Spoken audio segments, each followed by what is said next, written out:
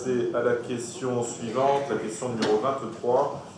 Toujours une question de finances, dont David Jucas sera rapporteur. Donc, convention financière pour des avances de trésorerie aux communes concernées par des restitutions de compétences. David, je te donne la pochette non, ça va officielle, c'est vrai qu'il y a des changements logiquement dans la même. En fait, ça concerne donc une convention financière d'avance de trésorerie pour les communes concernées par des restitutions de compétences.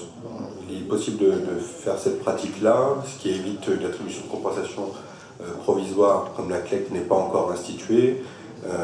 Ça permet déjà de faire des avances de trésorerie pour les communes qui ont des restitutions de compétences.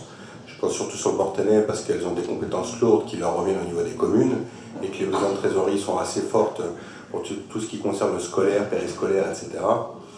Donc on vous proposera donc de valider cette convention de trésorerie, d'avance de trésorerie, et on aura la mise en place de la CLECT avec un travail sur la CLECT et tout ce qui va bien pour valider l'attribution de compensation au cours de cette année 2017, comme je vous l'avais déjà précédemment dit. Donc je vous fais lecture la création de la communauté d'agglomération Normandie, Mont-Saint-Michel-Normandie au 1er janvier, issu de la fusion de nos 5 collectivités, a induit des rétrocessions de compétences aux communes, notamment en matière sportive, scolaire et cantine.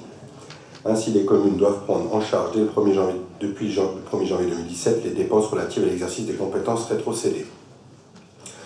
Dans l'attente des premiers travaux de CLECT et de l'ajustement des attributions de compensation, il est envisagé de mettre en place des avances de trésorerie aux communes concernées par les restitutions de compétences. S'agissant du cadre juridique des avances de trésorerie entre collectivités locales, le principe général est l'interdiction pour les collectivités locales de procéder à des opérations d'avance et de prêt en faveur d'autres collectivités.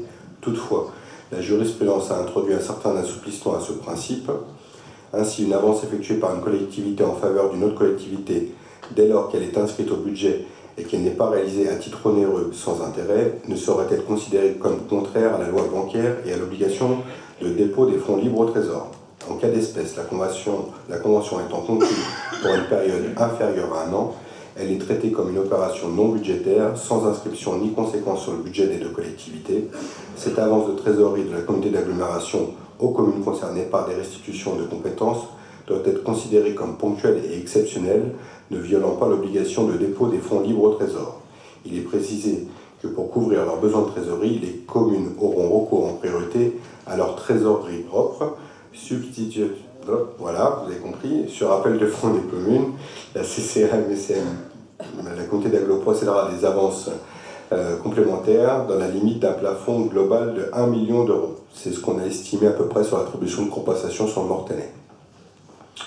Donc voilà. Merci. Est-ce qu'il y a des interventions concernant ce point? Donc là encore, c'est un mécanisme qui se fait de manière naturelle au vu de ces retours de compétences.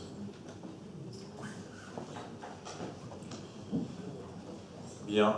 Écoutez, je pense qu'on va mettre aux voix cette délibération.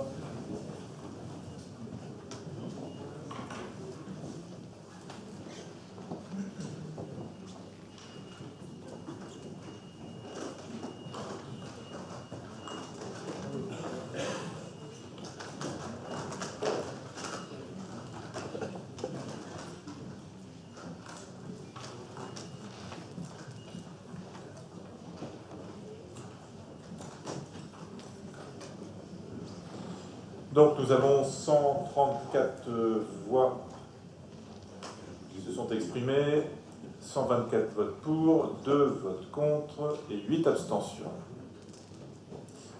Merci beaucoup.